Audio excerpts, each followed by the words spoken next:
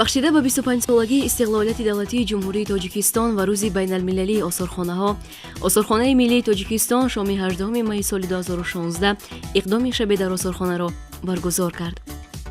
дар Тоҷикистон аз соли 2013 ҳамасола ин рӯз барои тамоми қишри мардуми ҷомеа даромад ба Осорхона ройгон мебошаду маҳфилҳои гуногун омода мешавад.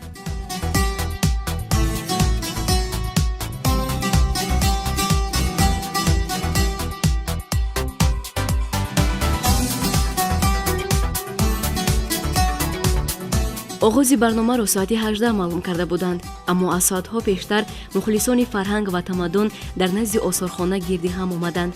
аз калонсолон то ҷавонон, аз зану мард, кӯдаку навниҳолон ҳама дар ин макон ҷамъ шуданд, то ки ин рӯзи хуҷастаро ҳамроҳи якдигар ба фароғати фарҳангӣ ҷашн мегиранду аз Осорхона дидан кунанд. кормандони ин маҷмӯа барои ин чорабинӣ дар ҷои Осорхона баҳри боздидкунандагон маҳфилҳои илмию фарҳангӣ пешбинӣ карданд, то мардум аз ин макони фарҳангӣ ғановати ҳамроҳи хеш бибаранд.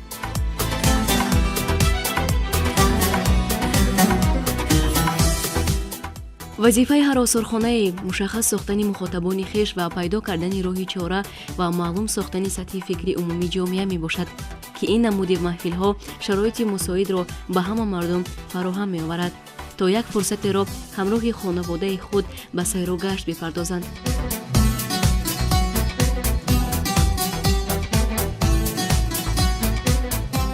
аз ин тариқ бошад мудирияти Осорхона барномаҳои ояндаи Осорхонаро бо шароите ки ҷорӣ мешавад омода месозад.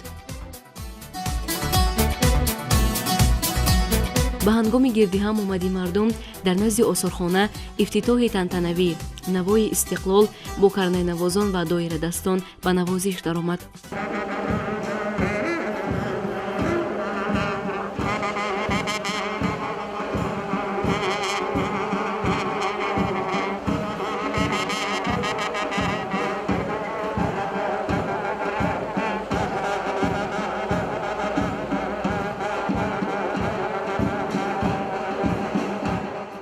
баъд аз ҷамъ омадани мардум дарҳои Осорхона барои ҳамагон кушода шуд. акнун кормандони Осорхона ҳамагӣ омода ҳастанд то ин рӯзи иди худро бо мардум тақсим кунанд. ба ин ҳангом дар назди Осорхона маҳфили озмуни минбари рӯдакӣ, қироати шеър аз ҷониби наврасону ҷавонон баргузор шуд.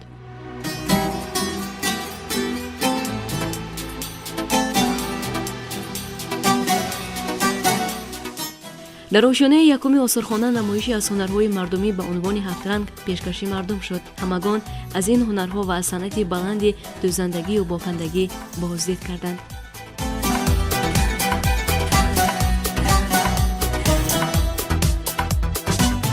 дар гӯшаи дигар бошад намоиши аз кашфиётҳои техникӣ.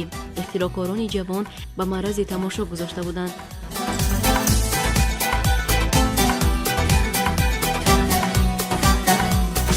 با همین مقصد من در بروی خدا آوردم که اگه در این اسطوره‌خانه نوبنیادی که در تشکیل کردگیان تماشا کنیم از تاریخ فرهنگ همین تویسون خود یاد بگیرن که همین خیلی فرهنگ ما همین خیلی دوره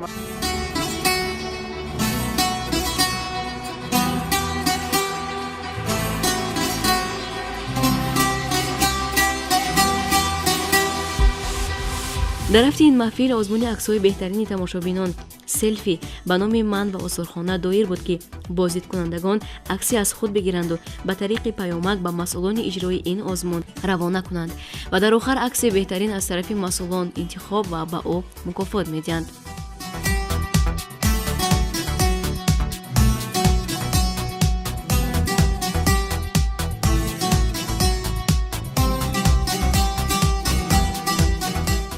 ҳамасола таърихи 18 май ҳамчун рӯзи байналмилалии осорхонаҳо ҷашн ва таҷлил карда мешавад ва осорхонаи миллии ҷумҳурии Тоҷикистон ҳам имсол дар рӯзи иди касбии худ чунин як маҳфилеро бо номи Шаби Осорхона ба роҳ мондааст. Яъне ҳадаф аз баргузории ин маҳфил пеш аз ҳама ҷалби тамошобинон ба Осорхонаи миллии Тоҷикистон ва аз ҷониби Осорхона омода намудани минбар барои эҷодкорони наврас аст. Ин ба он маъност ки ҳама гуна рассомони ҷавон, ихтирокорони ҷавон, мутрибони ҷавон, овозхонони ҷавон, ҳунармандони ҷавон, ҳатто маъюбон имрӯз дар Осорхона як намоишгоҳи хоси худро ташкил карданд. мардум ҳама аз дидани ин макони фарҳангӣ хеле шод шуданду ҳар яке ба боздид аз макони расипор мешавад. огоҳисозии мардумон ба ин меросҳои арзишманд ва барномарезиҳои дақиқи фарҳангӣ дар ҷиҳати нигаҳдорӣ аз онҳо бисёр муассир мебошад.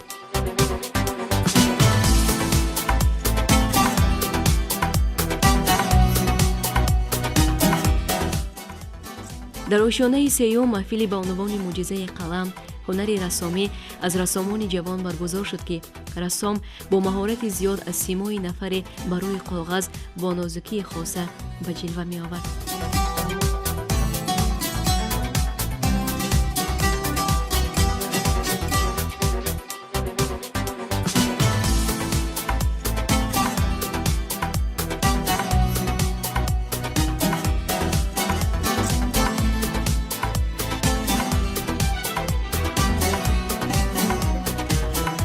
боис таъкид аст ки дар рафти чорабинӣ 12 маҳфил барои тамошобинони азизи мӯътабари мо пешниҳод карда мешавад ва умуман ҷашни байналмилалии осорхонаҳо ва хусса шаби осорхона як таърихи ба худ хос дорад.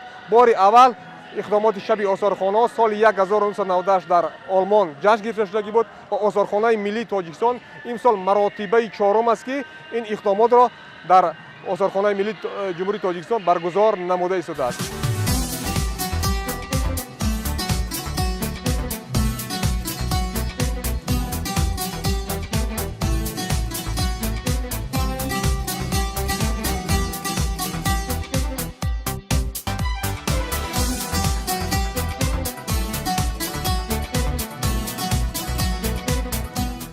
дар ошёнаи дуюм маҳфилозмунӣ барои ҷавонону наврасон бо экскурсияҳо оид ба истиқлолияти давлатии ҷумҳурии Тоҷикистон баргузор шуд.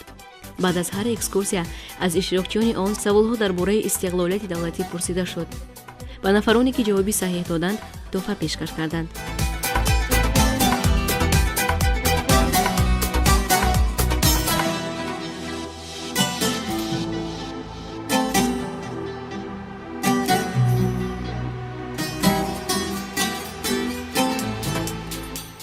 ба ҳамагон мусаллам аст ки осорхона танҳо василаи иртиботи дидор нест, балки ҳадафи асосии он таъсири фарҳангӣ, ҳунарӣ ва эҷоди робитаҳои басарӣ аз тариқи бархурди мустақим бо ашёӣ мебошад. ин иртиботи фарҳангиро дар ин шаб ҳамагон нозир буданд.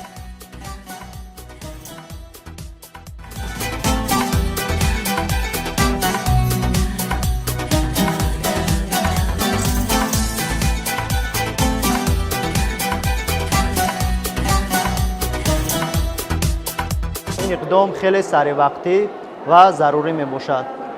дар ин чорабинӣ ки имрӯз Осорхонаи миллии Тоҷикистон эълон кардааст, мо ташриф овардем ва аз шароит ва намоишҳое ки дар ин осорхона намоиш гузошта шудагиаст хеле ба худ ҷаҳони маънавӣ бардоштем.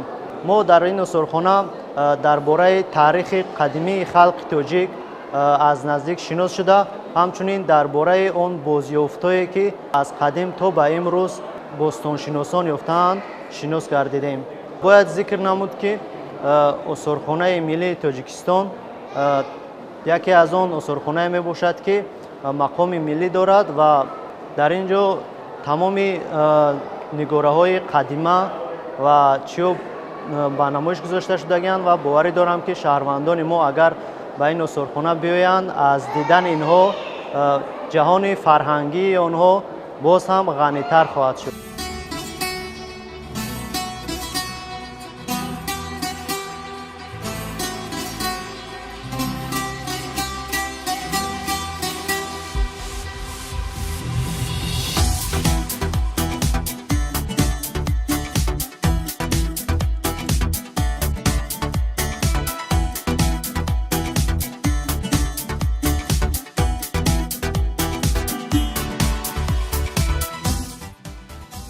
дар зербинои осорхона маҳфили садои ҳайвонот дар шабонгаҳ барои кӯдакон доир буд, ки баъд аз ба садо даромадани овози як ҳайвоне аз наврасон савол пурсида мешуд ва нафаре ки ҷавоби дуруст диҳад, тӯҳфае аз тарафи осорхона ба ӯ дода мешуд.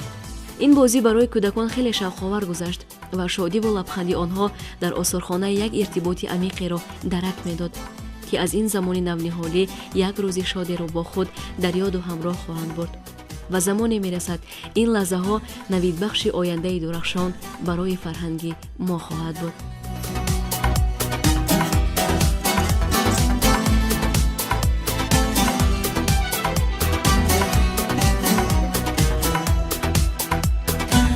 дигар ҳадафи баргузории ин чорабинӣ ин нишон додани ғамхории ҳукумати ҷумҳурии Тоҷикистон нисбати истироҳати фарҳангӣ фароғатии тамошобинон аст ва бояд гуфт ки ба тариқи ройгон баргузор намудани ин чорабинӣ ба он маъност ки тамоми қишрҳои ҷомеа дар ин рӯз метавонанд аз осорхона дидан намоянд ва диданиҳои худро андешаҳои худро дар китоби ба қайдгирии осорхона сабт намоянд. Дар чорабиниҳо ҳастанд доир ба экскурсияҳои мавзӯгӣ ки дар рафти он дастовардҳои 25-солагии Истиқлолияти давлатии Ҷумҳурии Тоҷикистон тавассути экспонатҳо пешниҳоди тамошобинон карда мешавад. Ва чуноне ки аз рафти намоиш маълум аст, аллакай шаҳрвандони зиёд мувофиқи маълумото то соати 8 аллакай 10,000 нафар тамошобин аз ин Осорхонаи миллии Тоҷикистон дидан намудааст ва ин намоишгоҳ то соати 11 то соати 23 идома дорад. Фикр мекунам ки барои тамошобинон як маҳфили хуби фарҳангиву фароғатист. дарси устод ва шогирд маҳфили дигар бо унвони ҳунари ниёгон, яъне кулолгарӣ дар роҳрави зербинои осорхона ҷараён дошт. устоди кулолгар бо гилҳои дар назди худ буда зарфҳои гилӣ омода месохт ва нафаре аз наврасонро дар назди худ нишонда ба ӯ ин мероси гузаштагонро бо нозукии ҳунарӣ омӯзиш медод.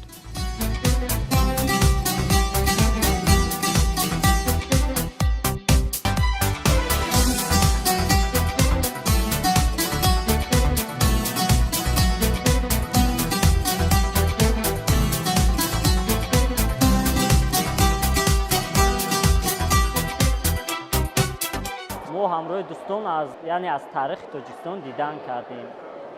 мо аз давлати Сомониён, давлати Кушониён, ҳаят Тоҷикистон дар кадом давлатҳо буд, давлати Искандар, хилофати араб ва ғайраҳо мо боздид кардем. мо ба худ хела чиҳое ки фоиданокро ҷамъоварӣ кардем.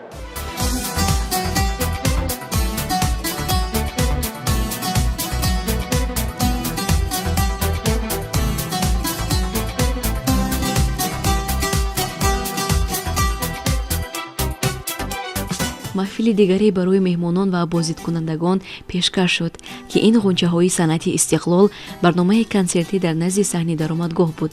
ҷавонони санъаткор барои ин рӯзи ҷаҳонии осорхона суруд хонданд, то ҳамагон ба рақсу шодӣ бипардозанд.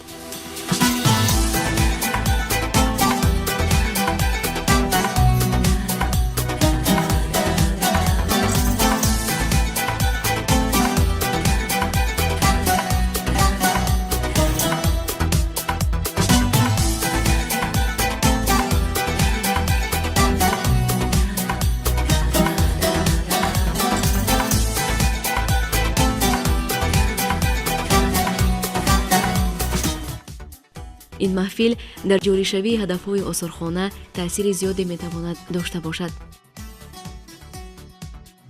соати 23 ин маҳфил ба поён расид. ин буд маҳфили шабе дар Осорхона.